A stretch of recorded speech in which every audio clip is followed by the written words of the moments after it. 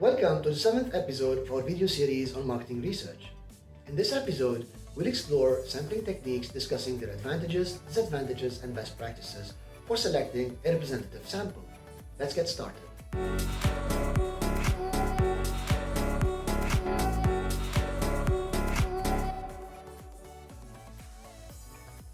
Sampling involves selecting a subset of individuals from a larger population to participate in a study. The goal is to obtain a sample that accurately represents the larger population, allowing researchers to make inferences about the population based on the sample data. Now, there are two main categories of sampling techniques: probability sampling and non-probability sampling. Probability sampling techniques involve selecting participants based on a known non-zero probability of being chosen. This approach allows for the calculation of sampling error and generalization of findings to the larger population. Now, simple random sampling method. Here, each member of the population has an equal chance of being selected. This method is easy to implement, but may not be practical for large populations. An example of this is television show ratings. Imagine a television network wants to measure the success of a new TV show. They decide to conduct a survey to assess audience satisfaction. Now, to gather a representative sample from their millions of viewers, the network decides to employ simple random sampling. So the steps they took involved first compilation of the viewer list. So the network collaborated with a cable provider to obtain a list of 1 million subscribers who had watched the new TV show. Then it uses a random number generator. So using a random number generator, they selected 5,000 subscribers from this list. Each subscriber on the list was equally likely to be chosen because each was assigned a unique number. Then comes conducting the survey. So those 5,000 randomly selected subscribers received a short survey in their email asking them about their thoughts and satisfaction with the new TV show. After receiving the responses, the network analyzed the feedback to gauge the overall reception of the TV show and used this data to make informed decisions for future episodes. By using simple random sampling, the TV network ensured that every viewer had an equal chance of sharing their opinion, making the results more statistically valid and free from biases that could arise from other sampling methods. However, they also recognized that this method might not capture all the diverse opinions from different demographics and regions. So they would consider this while analyzing and making decisions based on the feedback. Another method is systematic sampling. Participants are selected at regular intervals from the population. This method is more efficient than simple random sampling but can be affected by periodic patterns in the population. A real-life example of systematic sampling would be a supermarket customer feedback survey. Imagine a supermarket chain wants to gather feedback from its customers about a newly renovated store layout. The store gets an average of, let's say, 1,000 customers daily.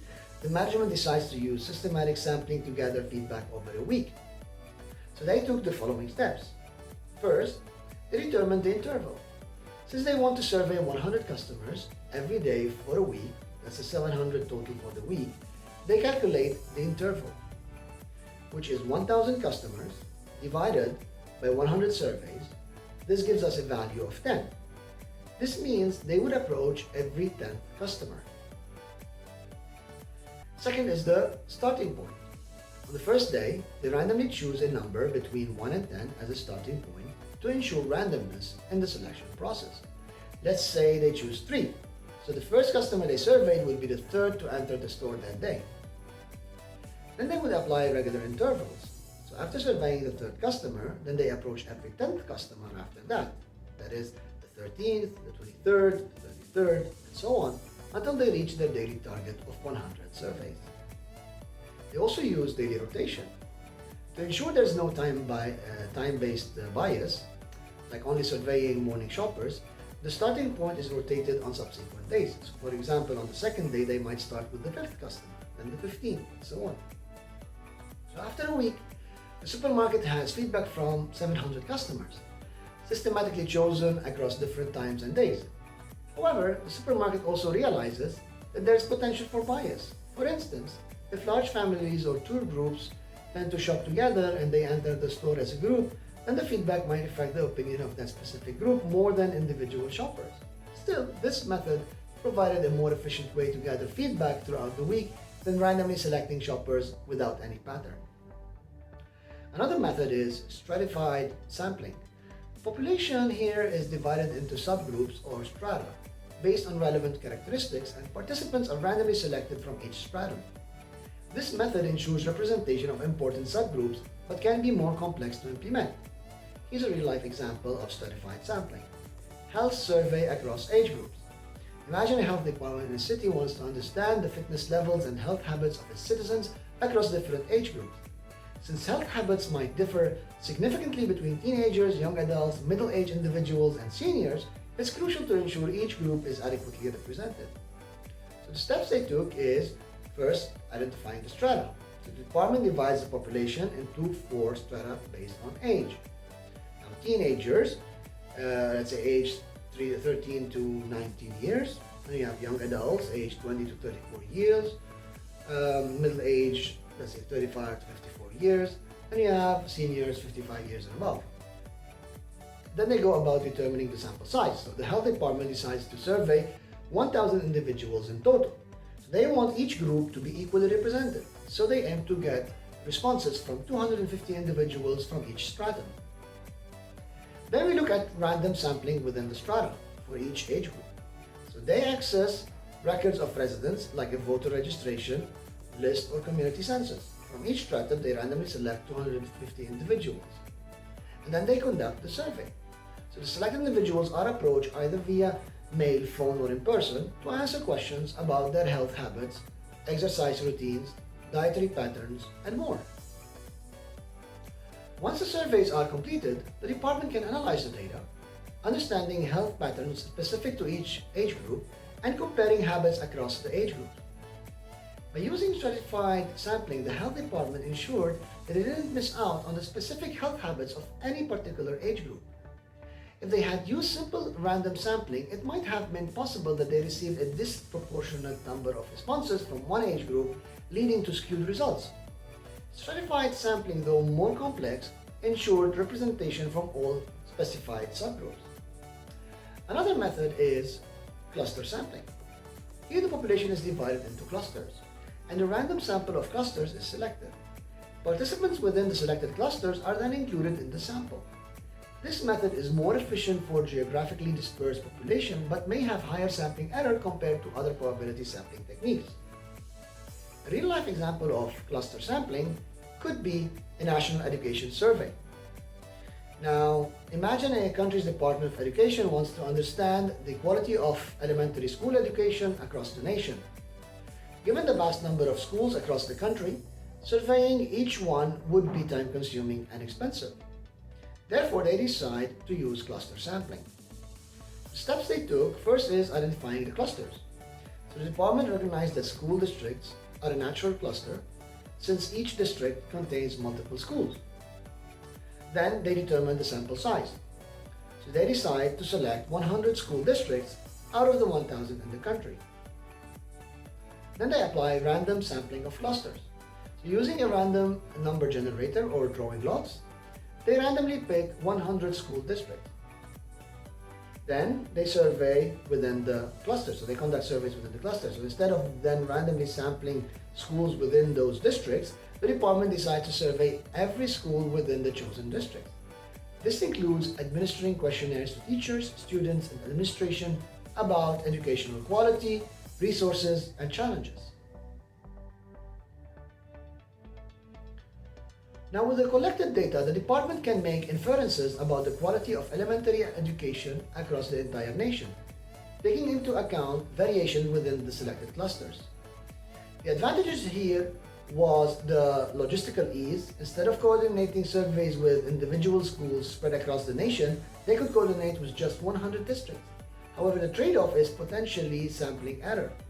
If the selected districts are not representative of the country as a whole, the findings might not generalize well.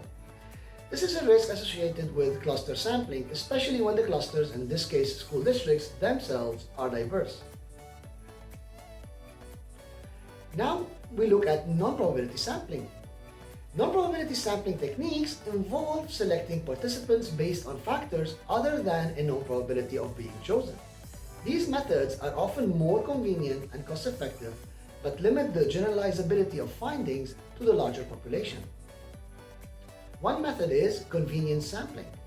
Participants are selected based on their accessibility and willingness to participate. This method is easy to implement but can result in biased samples. Now here's a real-life example of convenience sampling. A campus coffee shop survey. So imagine a university student, let's say named Alex, is taking a business entrepreneurship class.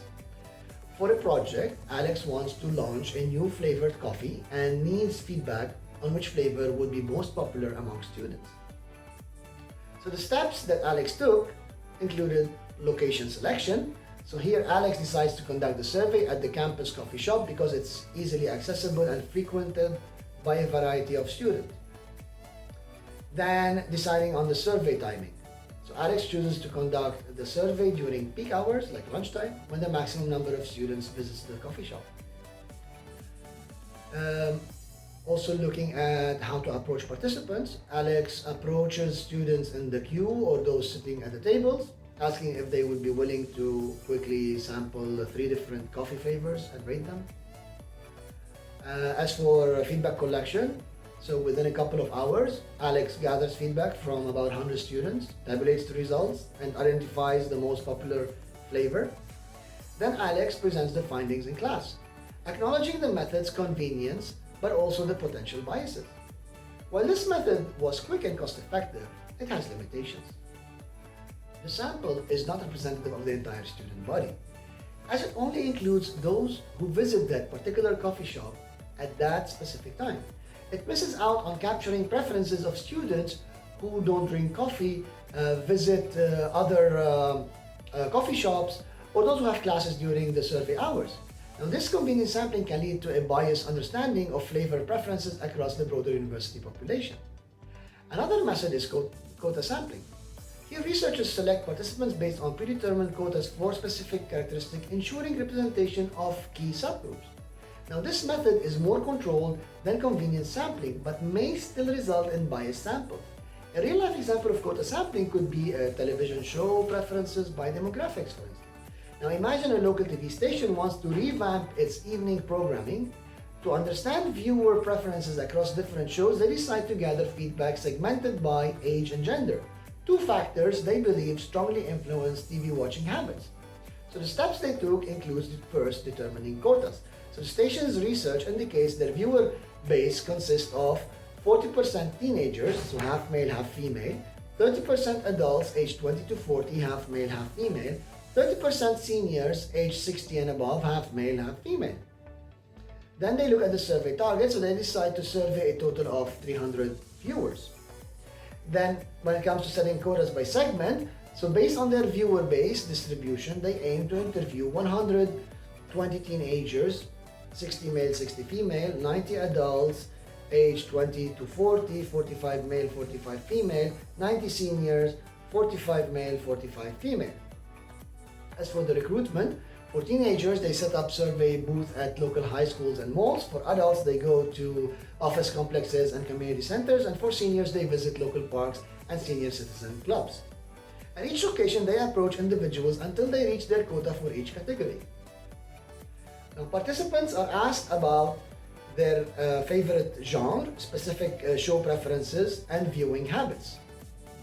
Now, once they gather all responses, the TV station can assess viewer preferences across different demographic segments. However, while quota sampling ensured representation across key demographics, there are potential biases. The locations chosen for the survey might not represent the entire subgroup. For example, not all teenagers frequent malls. Moreover, the individuals who agreed to participate might have different TV watching habits than those who declined. Thus, while quota sampling offers a structured approach to representation, there is still a risk of sampling bias. Another method is snowball sampling. Participants are asked to refer additional participants, who then refer others in a snowball effect. Now, this method is useful for studying hard-to-reach population but can result in non-representative samples. Here's a real-life example of snowball sampling. So, studying underground artists in a city. So imagine Sarah, a sociologist, wants to study the perspective and challenges of underground artists in a major city. So these artists, who often produce unconventional or even countercultural works, might not be able to be easily accessible to traditional sampling methods due to their niche community and perhaps a certain level of distrust or reluctance to talk to outsiders. Now, the steps that Sarah took,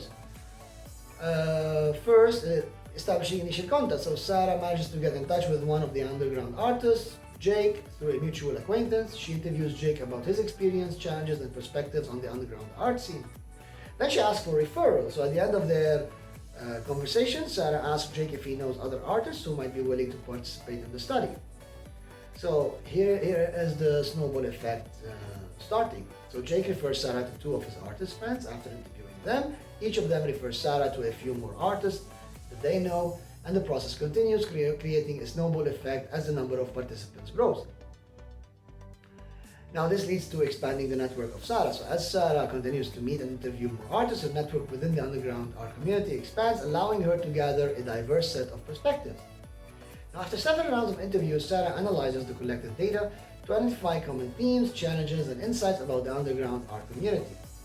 And while snowball sampling was invaluable in accessing a community that might otherwise have been closed off to Sarah, the method has its drawbacks.